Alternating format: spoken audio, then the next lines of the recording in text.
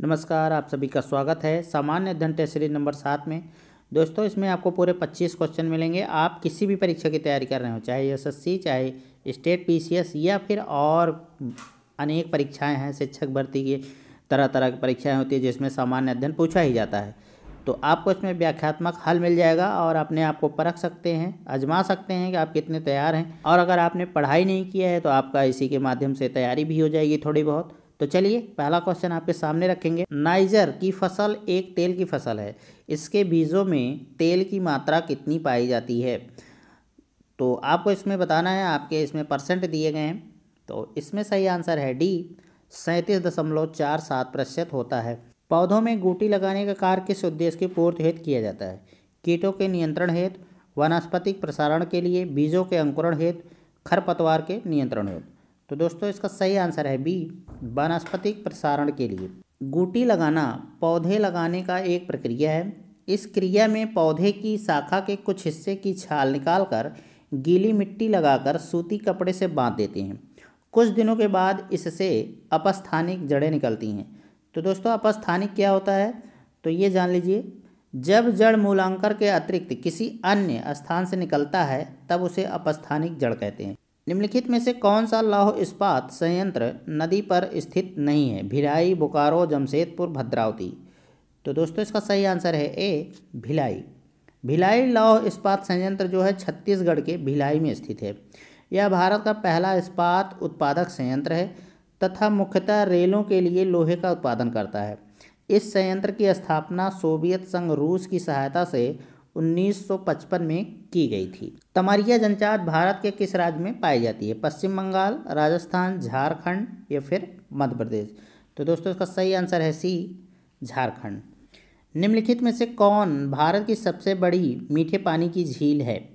Kolleru, Buhler, नाल सरोवर या फिर सांभर। तो दोस्तों, इसका सही आंसर है बी, बुलर झील। बुलर झील को जम्मू कश्मीर में बोलर झील भी कहा जाता है। यह दक्षिण एशिया के सबसे बड़ी ताज़े पानी की झीलों में से एक है। इस झील में झेलम, मधुमती और अरिन नदी का पानी आता है। भारत में किस एक्ट के तहत सिविल सेवाएं शुरू की गई?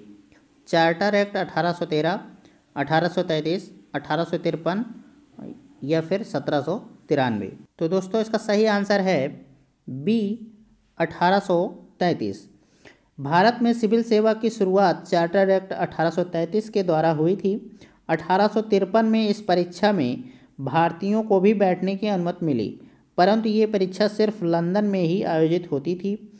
सिविल सेवा की पहली परीक्षा 1855 में आयोजित की गई थी। वर्तमान में तेवर ग्राम इस पुराने नगर या किस पुराने नगर के नाम से विख्यात था? त्रिपुरी, त्रिवेणी, त्रिशला, त्रयंबकेश्वर। तो दोस्तों, आपको बताना है इसका सही आंसर क्या है, और इसका सही आंसर है ए, त्रिपुरी। निम्नलिखित में से कौन सा मंदिर खजुराहो में नहीं है? कंदरिया महादेव, 64 योगिनी, दशावतार, चित्रगुप्त। तो दोस्तों, इसका सही आंसर है सी, दशावतार। दशावतार मंदिर उत्तर प्रदेश के ललितपुर जिले के देवगढ़ में स्थित है। यह मंदिर भगवान विष्णु के लिए समर्पित है और बहुत ही इंपॉर्टेंट क्वेश्चन है, बार बार परीक्षाओं में आपके आता ही आता है ये। अकबर के साथ युद्ध करने वाली दुर्गावती डैश की रानी थी? मंडला, मांडू, असीरगढ़ या फिर रामगढ़। तो दोस्तों, इसका सही आंसर है ए, मंडला। सौत्रांत्रिक किस धर्म का संप्रदाय है? बौद्ध धर्म का, जैन धर्म का, शैव धर्म का, वैष्णव धर्म का। तो दोस्तों, इसका सही आंसर है ए, बौद्ध धर्म। सैद्धांतिक मत जो है हीनयान परंपरा का बौद्ध दर्शन है। बोधन दौवा किसका सेनापति था? शाहगढ़ के राजा बखतवली का, बानपुर के राजा मर्दन सिंह का, हीरापुर के राजा हृदय शाह का या फिर झांसी की रानी लक्ष्मीबाई का। तो दोस्तों, इसका सही आंसर है ए, शाहगढ़ के राजा बखतवली का। विष्णु के 12 अवतार की झांकी की प्रतिमा निम्नलिखित में से कहाँ पाई जाती है? ग्वालियर में, खजुराहो में, उदयगिरी की गुफा में, सांची में। तो दोस्तों, इसका सही आंसर है सी, उदयगिरी की गुफा में। विदिशा से 9 किलोमीटर दूर स्थित उदयगिर पहाड़ी ऐतिहासिक और सांस्कृतिक धरोहरों को अपने में समेटे है। इस पहाड़ी को अपनी गुफाओं के लिए जाना जाता है। उदयगिरी की 20 गुफाओं में से सबसे दर्शनीय गुफा नंबर 5 है। यहाँ भगवान विष्णु के वराह अवतार की करीब 12 फीट ऊंची प्रतिमा सबसे भव्य और अनूठी है। अस्थायी बंदोबस्त के तहत जमींदार द्वारा एकत्रित किए जाने वाले कुल राजस्व का कितना हिस्सा ब्रिटिश सरकार को दिया जाना था? 50%, 65%, 76% या फिर 89%? तो दोस्तों इसका सही आंसर है डी, 89%। अस्थायी बंदोबस्त के तहत कुल राजस्व का 89% हिस्सा जो है ब्रिटिश सरकार को दिया जाता था तथा 11% जमींदार को दिया जाता था। ये व्यवस्था 1793 ईस्वी में लॉर्ड कॉर्नवालिस ने लागू किया था। अगस्त प्रस्ताव किसने रखे थे? बेवेल, इरविन, लिनलिथगो या फिर माउंटबेटन? तो दोस्तों इसका सही आंसर है सी, लिनलिथगो। अगस्त प्रस्ताव 1940 में वायसराय लिनलिथगो द्वारा दिया गया एक प्रस्ताव था। सविनय अवज्ञा आंदोलन कब प्रारंभ हुआ? 1921, 1930, 1931 या फिर 1932? तो दोस्तों इसका सही आंसर है बी, 1930। सविनय अवज्ञा आंदोलन की शुरुआत गांधी जी के प्रसिद्ध दांडी मार्च के साथ हुई थी, जिसे नमक सत्याग्रह के रूप में भी जाना जाता है। 1927 की बटलर कमेटी का उद्देश्य क्या था? भारतीय सेना का आधुनिकीकरण करना, भारतीय कृषि का आधुनिकीकरण, राष्ट्रीय समाचार पत्रों पर सेंसर लागू करना, भारत सरकार तथा देशी राज्यों के मध्य संबंधों को सुधारना। तो दोस्तों इसका सही आंसर है डी, भारत सरकार तथा देशी राज्यों के मध्य संबंधों को सुधारना। सन 1927 में भारतीय राज्य समिति ने सर हरकोर्ट बटलर की अध्यक्षता में एक समिति नियुक्त की, जिसे रियासतों के राजकुमारों की सर्वोच्च शक्तियों और उनके बीच के संबंधों की जांच और स्पष्टीकरण के लिए बटलर कमेटी को जाना जाता है। इस समिति ने 16 राज्यों को दौरा किया व विश्लेषण किया और सन 1929 में अपनी रिपोर्ट दी थी। तो दोस्तों इस तरीके से 17 क्वेश्चन हो चुके हैं, बहुत थोड़े क्वेश्चन बचे हैं। अगर आपने चैनल को सब्सक्राइब नहीं किया है तो ज़रूर सब्सक्राइब कर लें। उसका रीज़न है, आप किसी भी परीक्षा में बैठते हैं आपको सामान्य अध्ययन का क्वेश्चन मिलता ही मिलता है, और आप विश्वास करिए जब आप पेपर दे के आएंगे तो मुझे थैंक यू ज़रूर बोलेंगे। रीज़न ये है कि जो मैं क्वेश्चन दे रहा हूँ ना, ये बार बार क्वेश्चन आपके पेपर में आते ही आते हैं, किसी न किसी तरीके से ज़रूर क्वेश्चन उठाया जाता है। तो आप किसी भी टेस्ट सीरीज़ को हल्के मत लिया करिए। टेस्ट सीरीज़ देना एक बहुत अच्छी हैबिट है अगर आप तैयारी कर रहे हैं।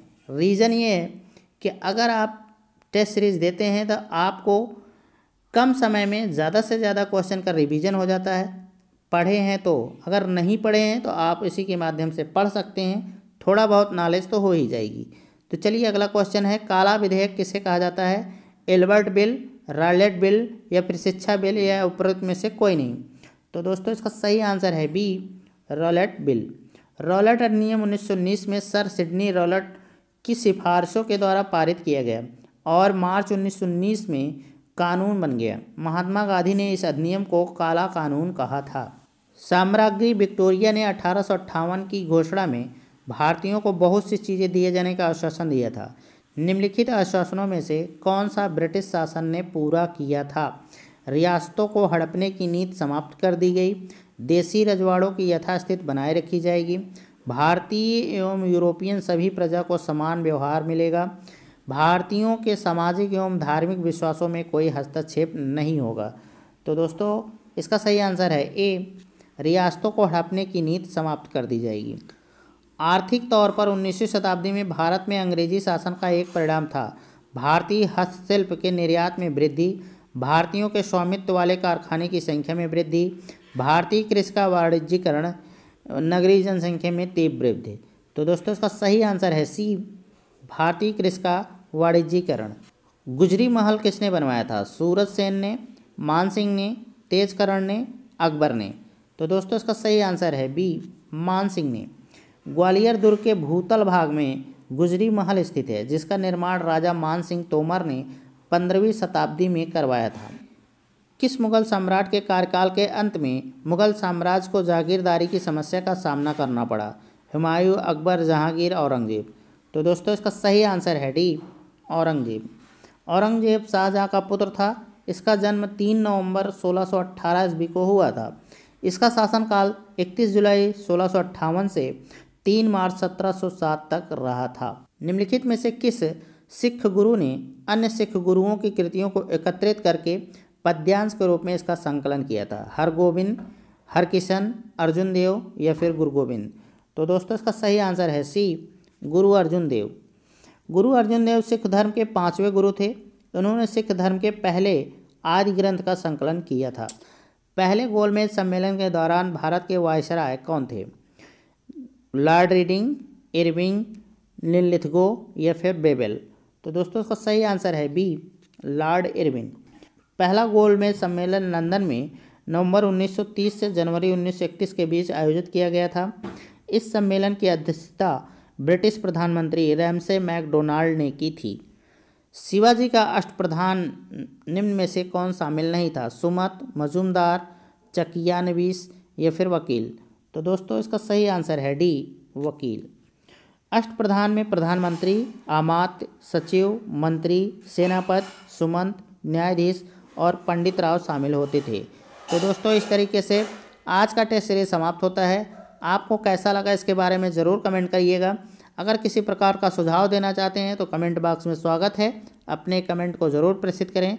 तो चलिए नेक्स्ट वीडियो आपको बहुत जल्द ही प्रोवाइड कराएंगे। तब तक के लिए नमस्कार, जय हिंद।